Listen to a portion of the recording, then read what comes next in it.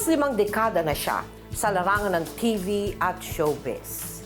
At dahil utang daw niya ang buhay niya dito, hindi pa rin niya ito iniiwan. Ngayong gabi, kilalanin natin si Herman Moreno o mas kilala sa tawag ng lahat na Kuya Germs dito sa Powerhouse. Taong 1972 nang magpatayo si Kuya Germs ng bungalow sa loteng ito dito sa Quezon City. Pero makalipas lamang ang ilang taon, ipinagawa niya itong 3-story house upang magkasya ang kanyang buong pamilya. Kuya Germs, 50 years ka na sa showbiz? Medyo ganyan na siguro lumalabas. 50 years? Di ka pa ba nagsasawa? Meron bang sawa itong hanap buhay natin ito? Pag sinimulan mo, mahirap tapusin. Nag-umpisa ka sa stage, correct? Well, kung talagang history ng buhay ko, sisimulan mo sa pagiging sidewalk vendor. Sidewalk vendor? Yeah. Anong tinitinda mo? Well, nagtitinda ko ng sigarilyo, tapos yung mga peanut sa bilao. Ilang taong ka nito? I was 9 years old. Pumunta na tayo dun sa ikaw mismo, show business na. Working in a theater from janitor, naispatang ka ng isang direktor na kasalukuyang Holy Week noon, kailangan nila mag-present ng parang passion play, no? Kailangan niya mayroong gaganap na Jesus Christ. Mistiso ko, payat ako noong mga panahon na yon. So from janitor, nakatugtog ako na yung tablado. Tumigay mo na ako! At kukuha pa ako sa amin, meron pa mga... Taong 1963, nang una siyang sumabak sa pelikula kasama ang batikang artista na si Susan Roses. Hanggang sa mapasama siya sa Dancerama ni na Susan at Jose Marie na siyang pumasa sa kanya sa pagharap sa telebisyon. Okay, good afternoon to everybody. Pinakamalaking break sa kanya ang pagkakaroon ng sariling show na tumagal sa ere, ang GMA Super Show noong 1978 na sinundan pa ng youth-oriented talent and variety show na That's Entertainment noong 1986. Dito niya nabigyan ng pangalan ng ilan sa mga artistang namamayagpag pa rin sa larangan ng pelikula at telebisyon hanggang ngayon. Hey Joe! From Parañacan. Ngayon, nauuso na naman yung mga, sabi nila, mga searches, mga reality shows, mga ganyan. How do you compare that nung mga panahon mo sa That's? Kung isipin mo talaga, Tita Mel, sinong original sa mga reality show, I think mapapatunayan ko na it was That's Entertainment. Because doon pinakita ko yung workshop on the air, na pinakikita ko sa tao na gago itong bata ngayon pero Sunday, kikilalanin nyo ito. And it happened. Because nung pinakakanta ko si Sherry Cruz nung araw, sintonado. And then everybody tells me na, bakit ganyan pinakikanta mo? Sabi ko, okay lang yun. Makita pa, mabuti nakikita ng tao paano someday may improve yung bata. And she became a recording star and nag-gold pa yung kanyang yung album. And then, not only kay Cheryl, maraming mga bata. Si Lea, na kahit na naka-1 year sa That's, sinabi niya, Kuya James, mag-audition ako sa Miss Saigon. Pag nakuha ko, kailangan akong malis na That's. Sabi ko, okay, yun naman ang ating tina-target.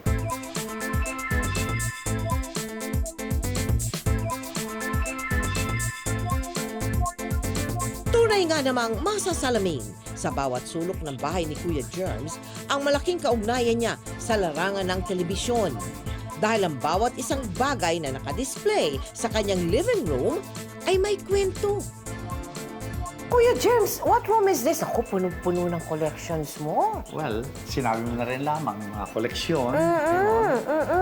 Ito ay yung formal living room, correct? Living room ba? Ang tawag mo Showroom. dito? Showroom na tatawagin ko. No? Dahil Ang mga clowns. Libo-libo to. Bakit clowns, Kuya Germs? Ba't clowns ang napili mong... kung natatandaan mo si Direk Celso Ad Castillo, one time may inoferan ako na gumawa ng movie na ang title ay Payaso. So, alam mo naman kung anong payaso, no? Clown. Kaya yung mga pinakakautangan ko ng loob ng mga artista na kung pwede mag-guest doon sa pelikula, dahil yun naman ang idea ni Direk Celso Ad Castillo, no?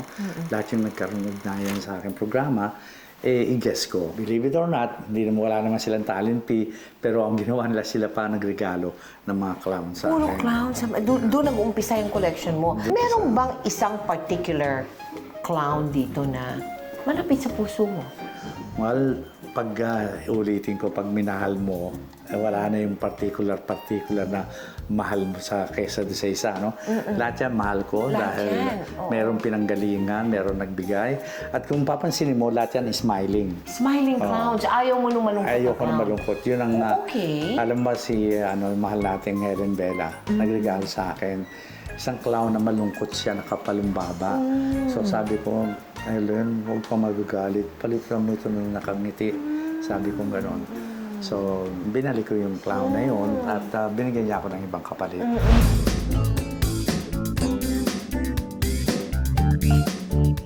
Sa bawat baitang ng hagdan, makikita ang kanyang mga koleksyon ng iba't ibang cartoon characters na sumasailalim sa mga bagay na hindi niya natamasa noong siya'y bata pa. O Kuya Jerms, ako, hindi pala natapos sa clowns yung collection mo, ha? Oh, mga superheroes, mga... Sino ba to? Si Lord of the Rings? Ayan, Ito sino? Oh, bakit ang interest mo, dyan? Siyempre meron kang mga apo, di ba, no? Ayun. At naging ano ka rin naman, addict dyan sa mga pelikulang lately na lumalabas, ano? So, ayan, binili mo na rin, may kamahalan lang nga, ano? Oo, ang mamahal niyan.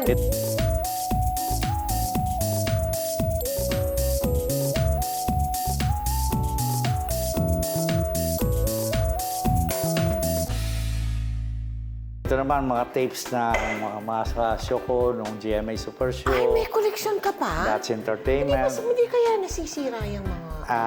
Nagbabakasakali kung minsan, meron pa naman napapakinabangan. Oo, dapat ilipat na sa DVD. Mahal paglipat sa mga discs. Nakakabili ka ng ganyan, sasabihin mo, I don't believe you. Look, even the plates. Uutang ako sa'yo. Oo, Diyos Mariosep naman. Walang problema yan kay Atty. Gozon. And this is our first time back to the Philippines, so... Sa loob ng ilang dekada sa telebisyon, hindi pa rin iniiwan ni Kuya Jerms ang GMA7 dahil para sa kanya, ito na ang itinuring niyang pangalawang tahanan. Sa katunayan, kasalukuyan pa rin siyang host ng kanyang sariling late-night show, ang Walang Tulugan with Master Showman. Po nilang lahat. And you're so beautiful. Thank you po, Kuya. Meron muna tayo. Komentarista rin siya sa kanyang sariling programa sa radyo na Master Showman sa Double B. Siesta! Tapos na ba yung tampo mo sa GMA? Wala akong Alam ng tampo. tao, meron kang tampo nun. Wala ako. Well, siyempre, there was a time na umiiyak ako sa kwarto ko, nag-iisa ako na bakit nangyayari itong ganito. Dahil in 1 year time, 5 show ko tanggal in 1 year time. No? Meron kang napatunayan, nakapag-produce ka ng maraming artista na-award ako ng Film Academy of the Philippines because of my contribution na naka-add ako ng ningning sa mga artista. No? You know, plinano ko talaga lahat ng bagay for GMA because I love GMA.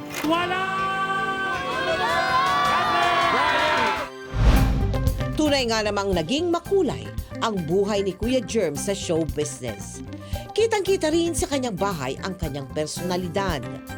Ang kanyang hagdan na puno ng mga memorabilia ng mga pelikula na tila nag-aakay sa bisita papunta sa isang mini theater na puno rin ng mga poster at mga life-size superheroes. Nandito ang buhay ko, yung history ng buhay ko. Yung Kung history mapapansin ng mo, buhay no?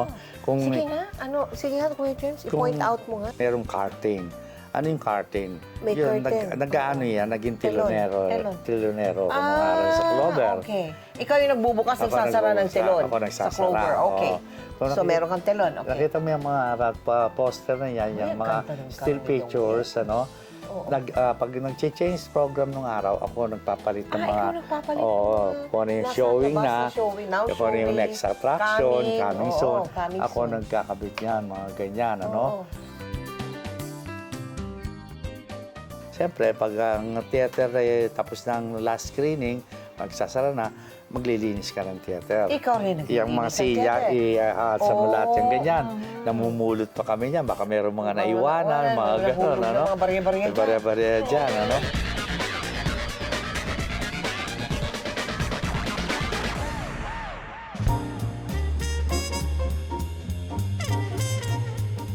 Makikita sa kanyang bahay ang pagiging organisado ng kanyang mga koleksyon. Mula sa kanyang mga clowns, cartoon characters, action figures, at kung ano-ano pa. Kung doon payaso, ano naman ito? Well, there was a time na gumawa kami ng pelikula sa Japan. Yung una yung Sayo na My Darling, panahon ng sabi ko na Rosemary eh. Sonora, Pepito Yes, Rodriguez, yes, yes. Ricky Belmonte, Blanca Gomez. Then after that, dumating ang generasyon ng Nora Tirso. Ginawa naman namin ng Winter Holiday. So, syempre, makita mo yung mga, ang cute na mga Japanese dolls.